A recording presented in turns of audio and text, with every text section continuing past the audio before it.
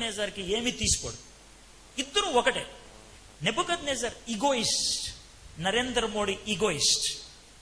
ఆత్మాభిమాన్ అంటాడు ఆయన స్వగౌరవం అంటాడు. ఈయన కూడా అనేది ఆత్మాభిమానం అంటాడు. నెబుకద్నెజర్ 90 అడుగుల బొమ్మను తయారు చేశాడు.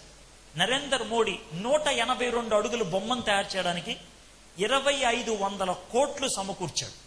2500 crores ఒక బొమ్మను తయారు చేయడం.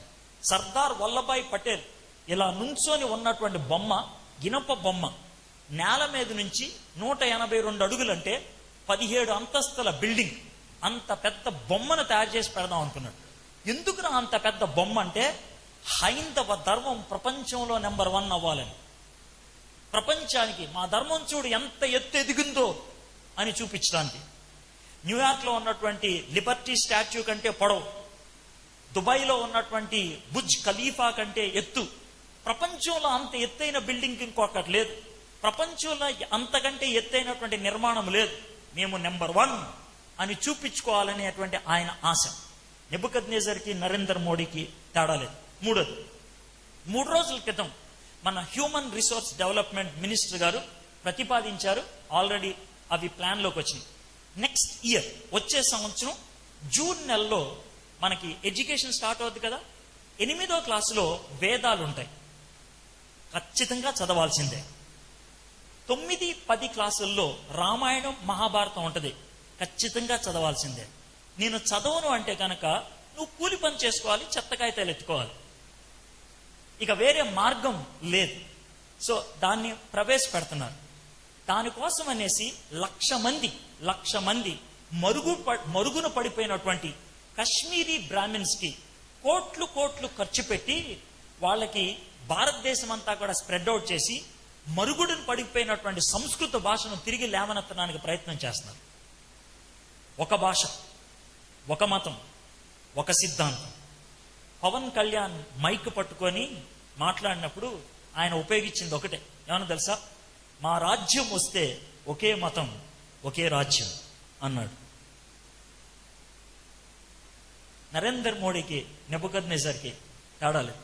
అయితే నరేంద్ర మోడీ ఇది స్టార్టింగ్ మాత్రమే. ఇంకా రానున్నటువంటి ఆయన 10 ఏళ్ళు ఏడతాడు, డౌట్ లేదు. రెండోసారి కూడా ఆయనే గెలుస్తాడు, డౌట్ లేదు. మొదటిసారి గెలవకముందు నేను చెప్పా గెలుస్తాడని, మళ్ళీ ఇప్పుడు చెప్తున్నా, రెండోసారి కూడా ఆయనే గెలుస్తాడు. 10 ఏళ్ళు ఉంటాడు.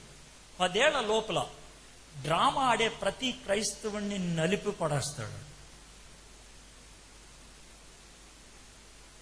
డౌట్ లేదు. డ్రామా ఆడే ప్రతి క్రైస్తవుని, సత్తా లేనటువంటి ప్రతి క్రైస్తవుణ్ణి నలిపి పడేస్తాడు. అయితే నువ్వు చావడానికి సిద్ధపడే క్రైస్తవుడు అవ్వాలి, లేకపోతే లేదండి జైరామ్ అనుకుంటే వెళ్ళిపోవాలి. సమస్య లేదు. నరేంద్ర మోడీ ప్రధానమంత్రి అవుతున్నప్పుడు తొలి మాట వచ్చింది పబ్లిక్ లోంచి ఏంటి తెలుసా? జైరామ్. తొలి లైన్ లో కూర్చున్నటువంటి వ్యక్తుల్లో రాహుల్ గాంధీ లేడు, సోనియా గాంధీ లేదు, శ్రీ శ్రీ శ్రీ రవిశంకర్ ఉన్నాడు. మీరు చూడండి, నేనేమి కల్పించి మాట్లాడట్లా. చంద్రబాబు నాయుడికి శ్రీ శ్రీ శ్రీ రవిశంకర్కి ఏమన్నా సంబంధం ఉందా? ఆయన ముఖ్యమంత్రి అవుతున్నప్పుడు ఫ్రంట్ లైన్ లో కూర్చుంది శ్రీ శ్రీ శ్రీ రవిశంకర్. ఆర్ఎస్ఎస్ ని ఆంధ్రప్రదేశ్కి, భారతదేశానికి పరిచయం చేస్తుంది. యోగాని ఒక నూతన కోణంలో పరిచయం చేస్తున్నటువంటి వ్యక్తి శ్రీ శ్రీ శ్రీ రవిశంకర్. అమెరికాలో అతి పురాతనమైనటువంటి చర్చ్ లాస్ ఏంజల్స్ లో ఉండేది. 3 సంవత్సరాల క్రితం 115 సంవత్సరాల ఆ చర్చిని రవిశంకర్ కొనేసి దాన్ని ఒక హైందవ దేవాలయంగా మార్చాడు. టెన్షన్ పడుతుందా? అది మనం జీవిస్తున్నటువంటి ప్రపంచం. కాబట్టి మీరు ఈ రెండాటిలో ఏదో ఒకటి డిసైడ్ అవ్వండి. ప్రైజ్ ద లార్డ్ అని చచ్చిపోతారా, జై శ్రీరామ్ అని వెళ్ళిపోతారా? మధ్యలో మాత్రం ఉండదు. అప్పుడే ఇంపాక్ట్ అవుతారు, లేకపోతే ప్యాక్ చేసుకుని వెళ్ళిపోతారు. మీ ఇష్టం. సో ఒకవేళ ఇంపాక్టింగ్ లైఫ్ ఉండాలంటే అలాంటి పరిస్థితుల్లో జీవించినటువంటి కుర్రోళ్ళ గురించి మీకు చెప్తాను.